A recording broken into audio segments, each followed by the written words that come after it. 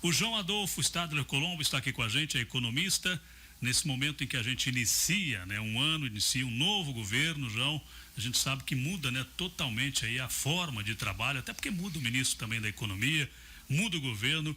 E é claro, a gente sempre tem otimismo em acreditar que as mudanças vêm para melhorar, até porque a população, uma parte maior, decidiu por isso, né? Então a gente tem essa esperança. Mas eu gosto sempre de ouvir aí a palavra de um técnico, de um economista, para poder entender melhor. Tudo isso que a gente vê, empresas de repente anunciando fechamento, isso vem a calhar por conta de já mudança de governo, ou será que já é reflexo de uma economia que já vinha com problemas? Boa tarde, João, seja bem-vindo. Boa tarde, Amaro, o Clóvis, o Josué. Feliz 2023 ainda. Obrigado, em tempo, né? Estamos em janeiro, dá para desejar ainda. Bom, vamos por partes aí. Quando a gente tem visto aí algumas matérias trazendo que tal empresa fecha 800 postos de trabalho, ou não sei quantos mil vagas são cortadas, pretende sair do país, para mim, vou ser bem sincero, acredito que isso aí já vinha se arrastando por algum tempo. As empresas, elas não quebram de uma hora para outra, dentro de 19 dias. Não decidiu assim, mudou o governo, vou fechar, não é assim? Não funciona dessa forma. Na verdade, essa semana até estava com um cliente no escritório e conversamos a respeito disso. Poxa, mas como é que acontece uma situação dessa e tal? Eu falei, enquanto a empresa está rodando e tem crédito, ela vai tomando no mercado. Consegue pelos bancos de desenvolvimento, pelos bancos públicos, depois vai para o privado, daqui a pouco começa a pegar uns de segunda linha, entra também para cooperativas. Quando vai ver, um caso que a gente passou recentemente, estamos até com um problema ali, do ramo de frigorífico, carne.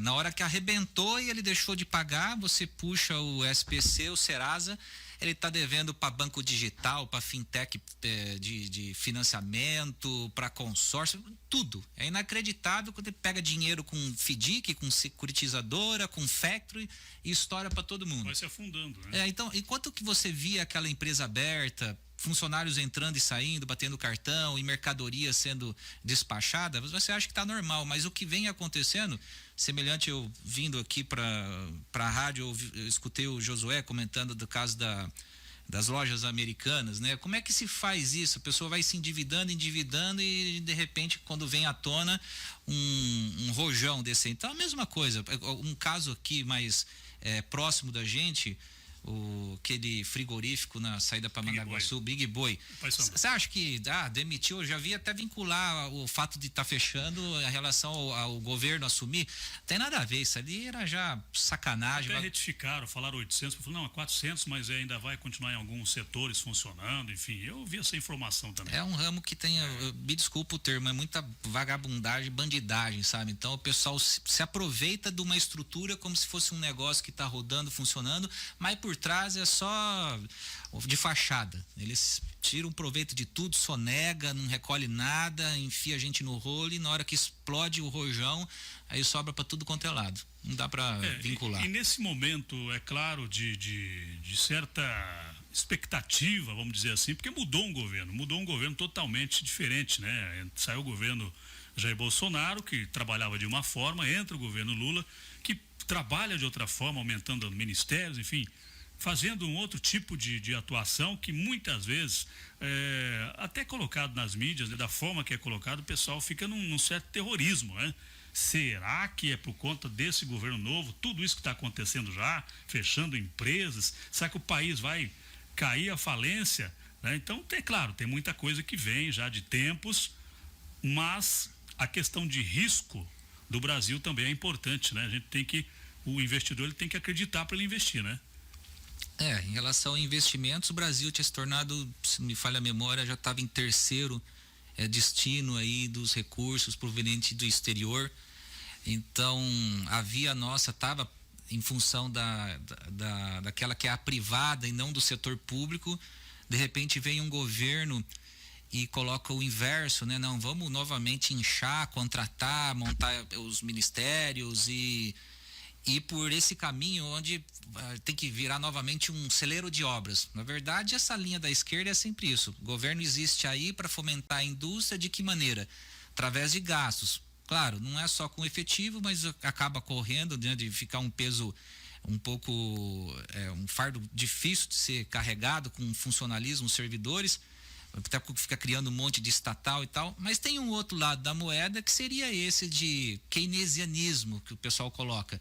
Ele gasta, ele investe, faz as obras e aquilo gera tem emprego, tem a matriz insumo-produto, diz que isso se dissemina para os outros segmentos que estão correlacionados e vai fomentando. Consequência disso é o PIB, que a gente viu o registro de taxas de 4% lá nos governos Lula. Ele não mente quando fala isso, né? A gente viu a construção civil se destacar bastante com Minha Casa.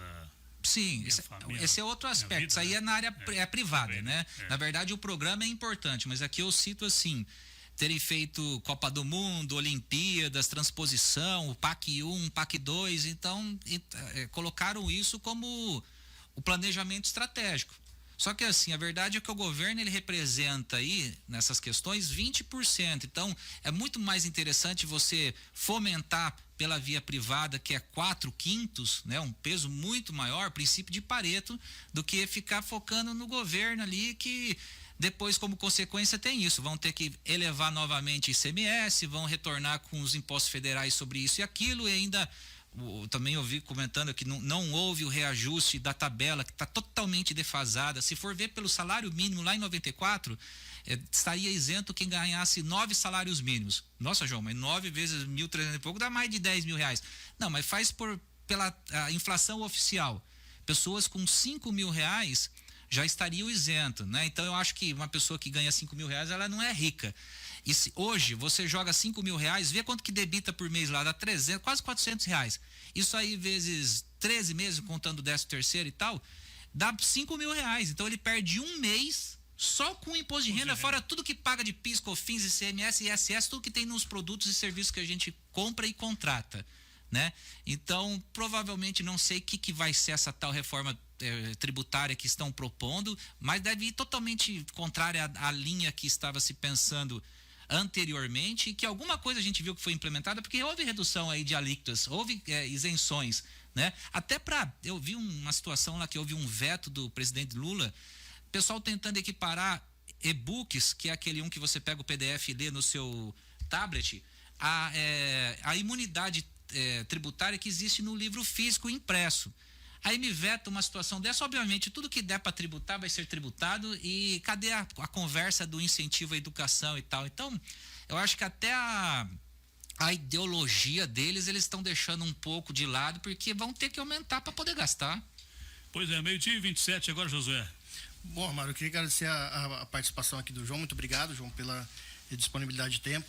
Bom, a gente sabe que tem um problema que é a arrecadação e depois uma distribuição de renda. De acordo com esse governo agora, ele quer distribuir renda, mas ele não sabe, me parece que não sabe bem como fazer essa arrecadação. E algumas coisas, como por exemplo essa questão do imposto de renda, ela acaba que retira um pouco da arrecadação, não é, João? Se você colocar, olha, quem ganha até 5 mil reais não paga imposto de renda, a arrecadação diminui muito. Sim, é uma via, mas o governo, na verdade, ele tem muito maior assim, um volume na arrecadação em função do consumo e não da renda. E eu não sei, se for pela linha da esquerda, que entende que, olha, a conversa é o seguinte, faz até sentido, de que os impostos deveriam incidir um pouco mais sobre propriedade e renda. Pô, se o cara tem um monte de propriedade, ele tem helicóptero, ele tem avião, ele tem fazendas, ele tem não sei o que, ele é rico.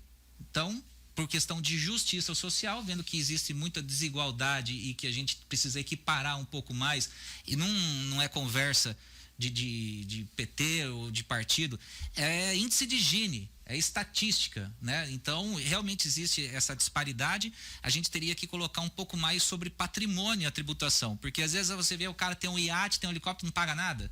Aí, em segundo ponto, o cara ele pode não ter um monte de patrimônio, ser milionário, bilionário, mas ele tem uma renda alta. Ele já é um médico, um doutor, um advogado que ganha 80 mil, 100 mil por mês. Então, sobre isso, também ter alguma forma de ter uma contribuição melhor. E, obviamente, daí onde a gente coloca que 5 mil o cara não é nenhum Não sei nem se entraria com classe média, porque hoje em dia, para você bancar um custo de vida com 5 mil, um pai de família, um provedor, já é um pouco complicado.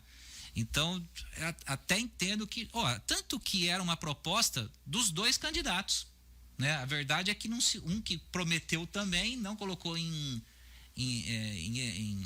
execução, e o outro também, se fosse Bolsonaro, vai lá saber se não ia passar pela mesma situação.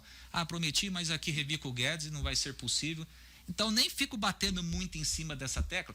Lógico, todo mundo tem um pouco viés político, eu vou ter o meu também. Aí vejo uma coisa dessa, jogo lá só para fazer um terrorismo numa rede social, num story.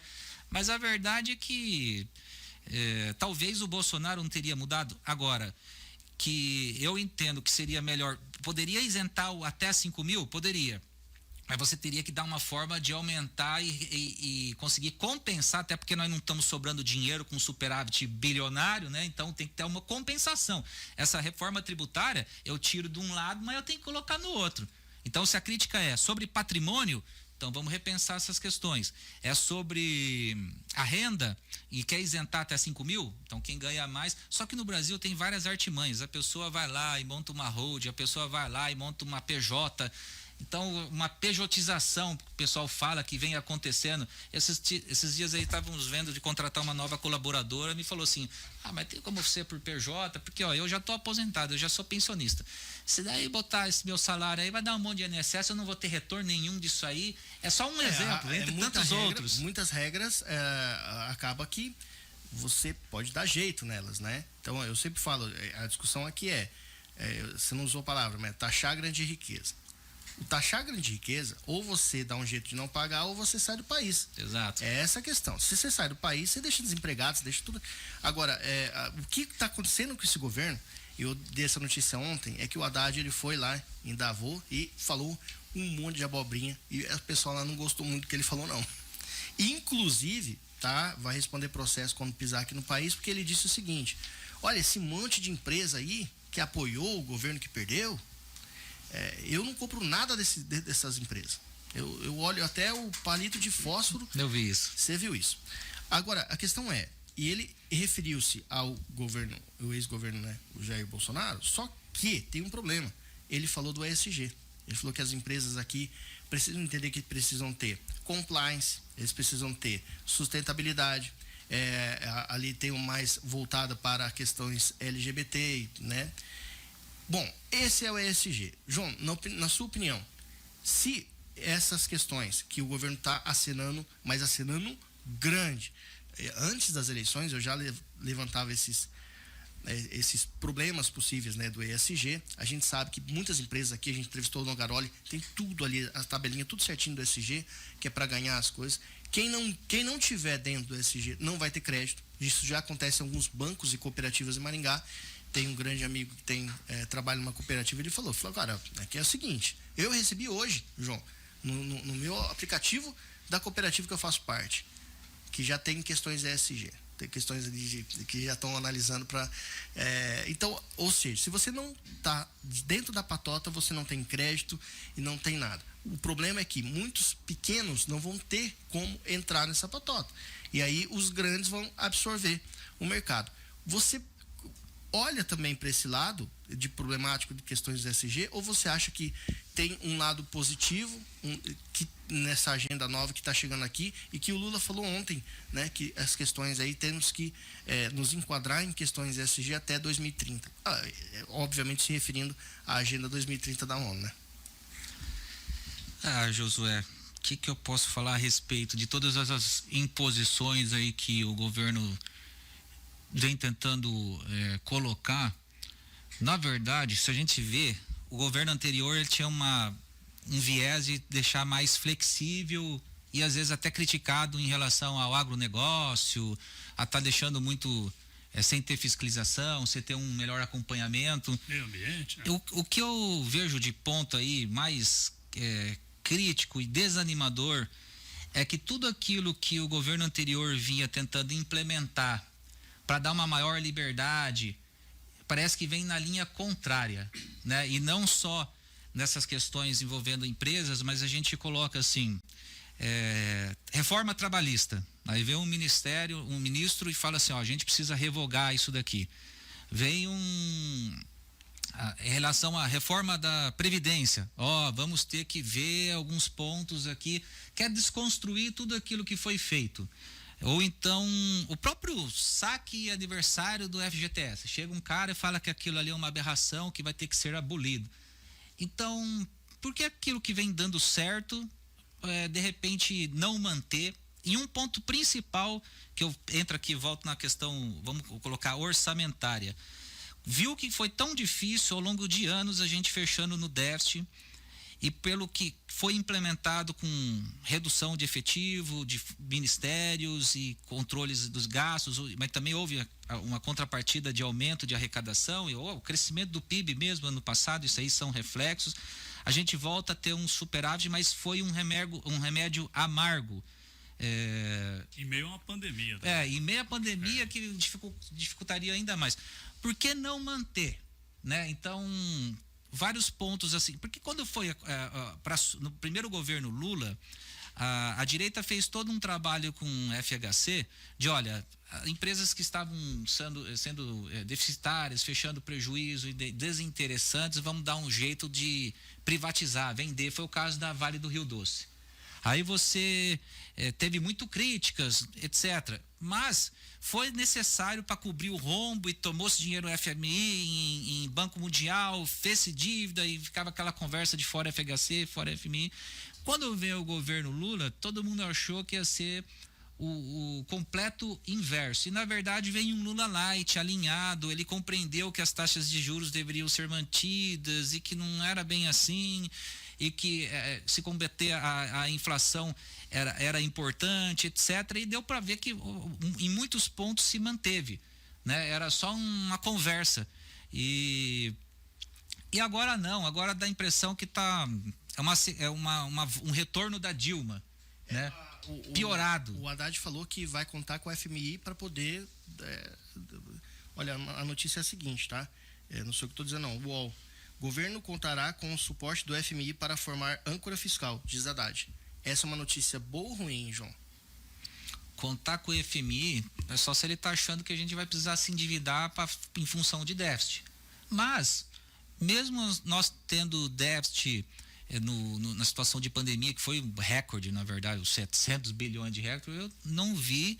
Daí cresceu depois, né? Houve crescimento da dívida, mas não se utilizou de recursos desses que são para emergência total. Brasil, um país na situação da Argentina. Então, mas esse é um problema, sabe por quê? Um dos artigos que justificava a PEC, essa PEC do fura-teto, PEC do rombo, a gente pode dar qualquer outro nome, é justamente comparando essa primeira época de pandemia, João. Colocou-se da seguinte maneira, olha, o governo gastou demais, estourou o teto aqui, tantos milhões, tantos bi, e depois, olha o superávit que teve. O artigo da PEC fura-teto usou o antigo governo, né? Uhum. Só esqueceu de dizer que tinham pessoas técnicas trabalhando. Porque agora, se está acenando para o FMI, automaticamente está já projetando para o futuro não o que estava naquele artigo que endossou a aprovação da PEC. Você não concorda? Porque se o artigo da PEC estava dizendo, olha, mas gastou-se, mas olha como superou o Brasil, é muito bom. Agora, aqui ele já está olhando para o FMI, significa que ele não tem tanta esperança assim. Sei lá, né? Penso eu. Eu não sei se ele quer carta na manga para talvez, eventualmente, acontecer alguma situação, já tendo em vista que as projeções para o ano não são muito positivas. Se a gente vem de uma realidade a 3%, inclusive saiu hoje, desemprego retroage mais um pouco, 8,1%, né, no IBGE, a renda cresce mais um pouco, 2.787, então está quase chegando no que era no valor atualizado, né, preços corrigidos pela inflação, 2.830. Será que isso se mantém? Bom, o Fox sempre apresentando alguma coisa de 1%, se não nem isso. É que nesses dados não entram as últimas semanas, né? Não, entra até novembro. Isso. José, não tem... Calma que nós ainda temos que comemorar até dezembro. Antes da transição. Isso que é uma coisa a ser observada. Por enquanto a gente está num delay. Sim. Mas com certeza eu, como economista e como cidadão brasileiro, vou estar sempre monitorando isso daí, porque eu acho assim, enquanto não tiver uma crítica válida, só pegar essas coisas, nós estamos fazendo politicagem nossa por conta do viés. Ah, demitiu aqui, aconteceu tal coisa, o dólar subiu, o dólar caiu. Eu faço isso também, né?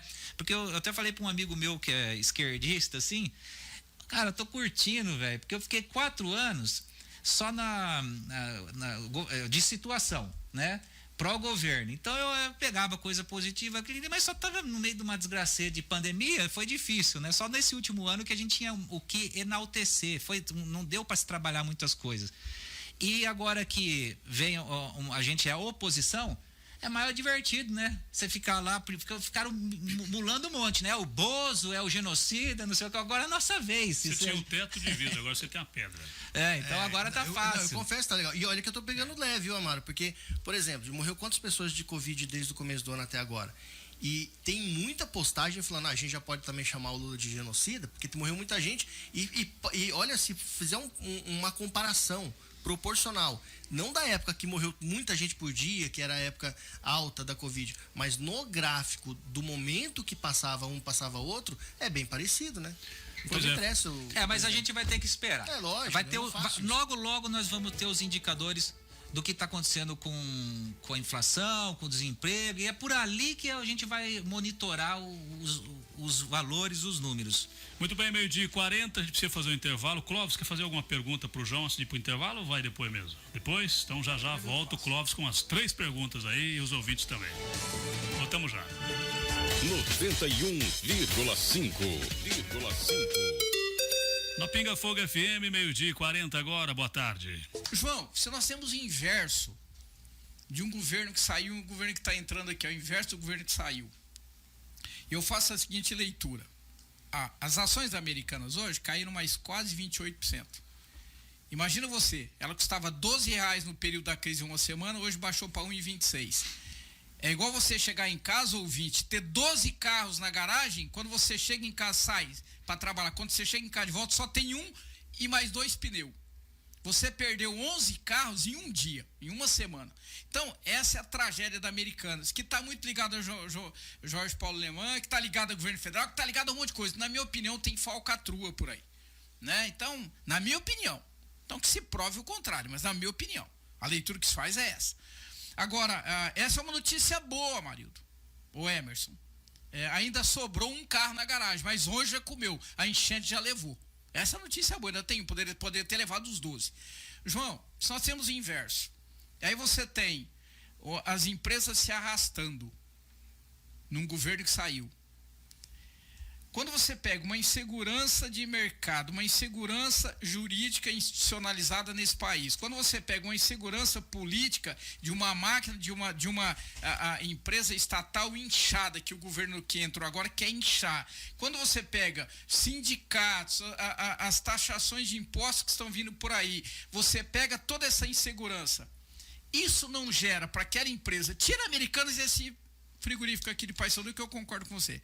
Mas essas empresas que estão se arrastando, com o governo que vinha, que estavam se arrastando, com essa instabilidade que nós estamos vendo por aí, se instalando no país, que está chegando agora, elas não correm o risco de deixar de se arrastar e morrer de vez? Porque esse governo que está se instalando aí, ele é pior do que o que tinha saído? Na visão econômica. Eu vou tentar ser, assim, imparcial. Eu também estou tentando ser. Eu queria xingar o governo. Vou me utilizar como exemplo. Se fosse pegar eu há 4 anos atrás, atuava ali somente como consultor financeiro. Atendia um número restrito ali de empresas na parte econômica financeira. E naquela época você só tinha, acho que 3 mil cabeças de Nelore no pasto. Né? Não tá. Os coelhos um pouquinho menos, talvez uns coelhos perdidos. Mas assim, vimos uma oportunidade, eu e um amigo meu, Dr. Tadeu, vamos pegar uma carteira aqui que um outro amigo nosso não tinha interesse em atender, por ser honorários de valores baixos, e a gente começou ali com acho que 20 clientes, um faturamento que não devia dar R$8.000.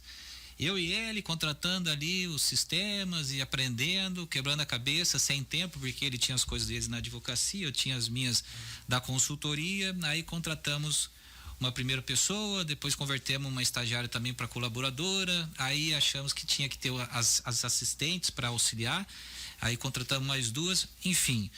Agora em dezembro a gente acabou de fazer uma reforma toda no layout do escritório, ainda assim já está apertado, mas já contamos ali com 8 colaboradoras e estamos partindo para 300 empresas, acho que estamos habilitados já em 18 estados. Então assim, eu gosto de ser realista e às vezes alguns podem confundir com pessimismo, mas lá atrás, quando foi na crise 2014, 15, 16, era só notícia ruim mesmo. O desemprego não parava de aumentar, o PIB não parava de cair, e a inflação não parava de subir, e a taxa de juros foi nas alturas, e a gente acompanhando os clientes, as empresas com dificuldade de obtenção de crédito, ali eu tinha muita coisa para criticar. E nesse momento agora eu não tenho, né? Porque eu quero esperar, ver acontecer. Então, realmente, se a gente só ficar profetizando... Tá, mas essas notícias que estão vindo aí na economia são boas? Em relação ao governo? Olha, o que eu tô vendo, por exemplo, a gente citou aqui o IBGE, ele tá com delay, mas o desemprego continuou caindo, a renda continuou aumentando, por enquanto existe sim o superávit, por mais que a esquerda venha com uma conversa que tem déficit na educação, déficit na saúde, ele faz como se fosse uma análise nos grupos e que tá faltando recurso, mas ele não vê que no total a coisa fecha no azul. Então, enquanto não acontecer realmente o inverso, e eu, na minha percepção, claro, alguns clientes vêm e se queixam, olha, João, tá difícil, o que você está sentindo? Mas, no geral, entre pessimistas e otimistas, vamos colocar assim, eu vejo muita gente ainda colocando que está crescendo, que está investindo. Tem boa expectativa. Rafael Jurcones, amigo nosso, cliente, acabou de construir a própria sede própria, o pessoal lá dos Calef construindo a sede própria também, aumentando, e dá para ver que vem crescendo, porque eram empresas do Simples Nacional e agora já desenquadra e vai para o presumido, vai para o lucro real. Por quê? Porque ultrapassa lá os 3,6 milhões ou os 4,8 quando já todo ele extrapola ali e vira ICMS, conta gráfica, etc. Então, assim, uma coisa que a gente vê que está dando certo e que é pontual em empresas que estão se arrastando com dificuldade é que o aumento da arrecadação não se deu naqueles impostos que é sobre o faturamento, mas aqueles sobre o resultado, que é o imposto de renda da pessoa jurídica e a contribuição social sobre o lucro líquido. Então, isso significa que as empresas estão tendo resultados positivos, vem numa crescente, então não é só faturamento que aumentou, é resultado que aumentou, e o fato do desemprego vir caindo e a renda do trabalhador vir aumentando, é que o mercado está aquecido, e para eu conseguir pleitear que aquela pessoa se torne um colaborador, eu tenho que dar um aumento. Então, tudo bem, então na melhor das hipóteses, o governo que se instalou, ele é injusto na colocação quando ele diz que o país quebrou. Não, isso é a maior balela. E outra coisa, tá, mas aí quando ele pega tudo isso, então agora nós vamos ter taxação de imposto sindical, nós vamos ter taxação, então, é nesse tom que eu tô querendo chegar. Não, se voltar tudo isso aí, pelo amor de Deus. Mas nós já temos um alinhamento para voltar isso, João, na eminente. Quando você vê a fala do Haddad, a fala da Marina Silva, a fala do próprio presidente, você vê claramente que nós vamos ter uma revolução nessa linha. Cláudio, seria o inverso hoje, João. Por exemplo, no governo passado, a fala do Bolsonaro era o medo, né? Falava muitas vezes, a imprensa, a mídia nacional criticava muito a fala dele. E os ministros até nem tanto, né? Teve, claro, algumas trocas de ministros aí, ministro da Saúde na questão da pandemia, ministro da Educação, alguns problemas, tal. Mas, assim, a fala do ministro na época do presidente Jair Bolsonaro, até que não tinha tanto impacto, assim, não dava essa sensação de preocupação, mas a fala do presidente. Agora, pelo que o Cláudio está falando, até porque a gente está sentindo, parece que as ações que cada membro da equipe procuram, né, já dizer em discursos que vão ser tomadas, acabam preocupando, né, muitos analistas aí no Brasil inteiro. A gente vê com reflexo o que está acontecendo em Bolsa de Valores nesses primeiros dias. O negócio sobe, o negócio cai, está uma oscilação um pouco excessiva. O dólar que já chegou aí para 5,50, voltou para 5,10, hoje está 5,25. Ele parece... Essa leitura por si só já é ruim. Parece sem direção. Isso não havia no governo que saiu. O João do Vale fez uma pergunta ali, então é nessa linha que estou indo, João. O João do Vale diz o seguinte, olha lá, o Ministério da Agricultura acabou, afirma vice-presidente da FAESP, Canal Rural. Ou seja, a impressão que se dá, João, é que então a gente ainda tem um resquício do governo que saiu, que teve uma política econômica muito melhor da que está entrando aí. Será que nós vamos ter que esperar mais um pouco para ver? Eu não estou sendo pessimista, estou fazendo uma leitura do que eu ouço e do que eu vejo. E é o que eu vejo, quando você vê, João, um governo que libera 10 bilhões e meio,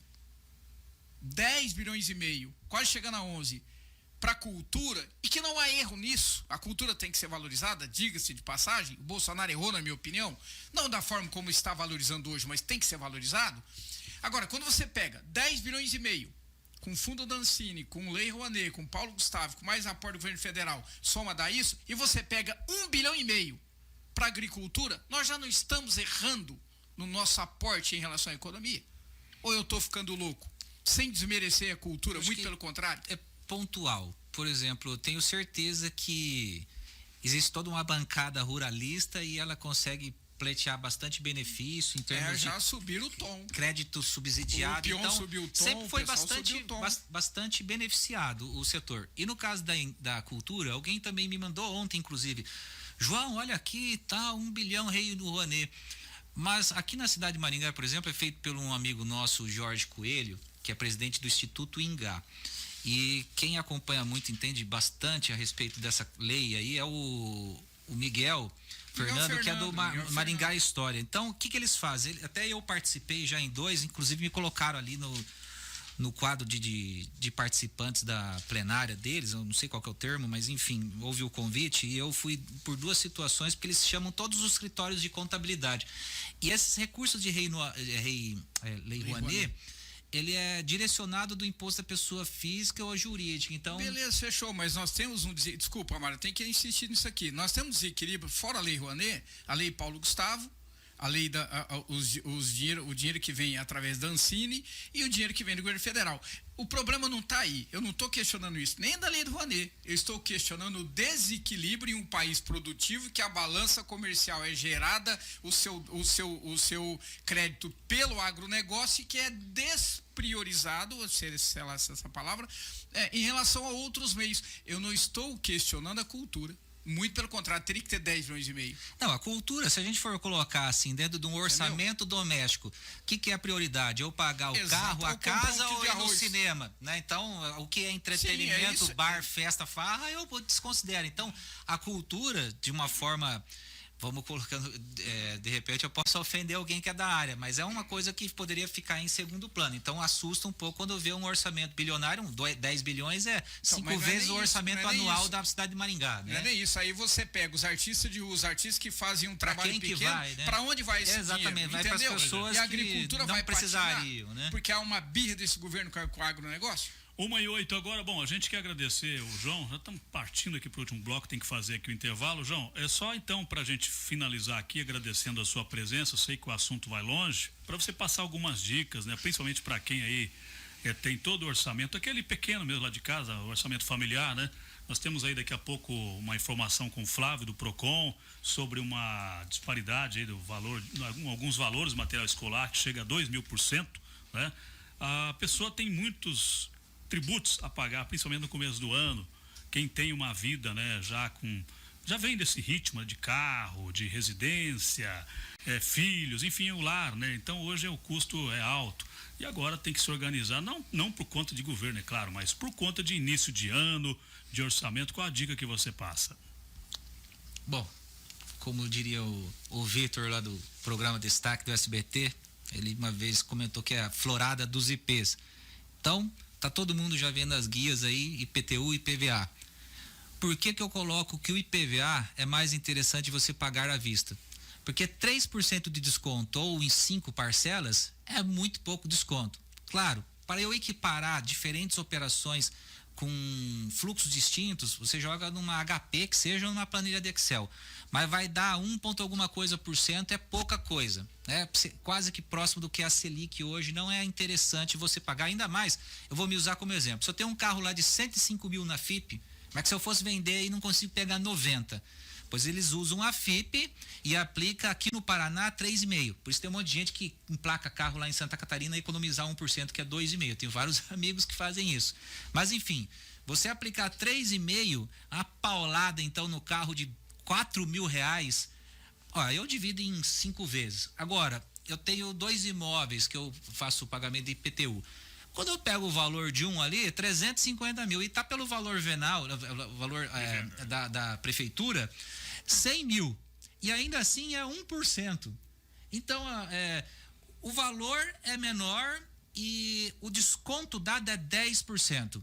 Então, no meu caso, prefiro fazer o pagamento que seria uma taxa interna de retorno, se eu fosse equiparar, de 2% de ganho, mais de 2%, é 2,1%. É muito mais negócio você pagar os IPTU à vista e deixar parcelado o IPVA. Comparativamente, já eu provo por A mais B na matemática que é assim que funciona. Questão aí que foi falado do material escolar, pesquisa no menor preço. Tudo que você está num mercado, qualquer estabelecimento, bateu ali o código de barra, no menor preço já te mostra onde é mais barato, mais caro, e papelaria fica uma do lado da outra. Não é igual eu ir num mercado e falar assim, tá mais barato lá do outro lado. Eu tava no Açaí, agora eu vou pro Catuaí. Não, papelaria é uma do lado da outra. Então, já bate, já fica atento quanto que é e sai andando. Só não deixa a prefeitura ouvir você falar, porque ela sempre reclama que contrata pelo menor preço e para a obra o tempo todo. Entendeu, João? Tô brincando aqui, tô zoando. A licitação.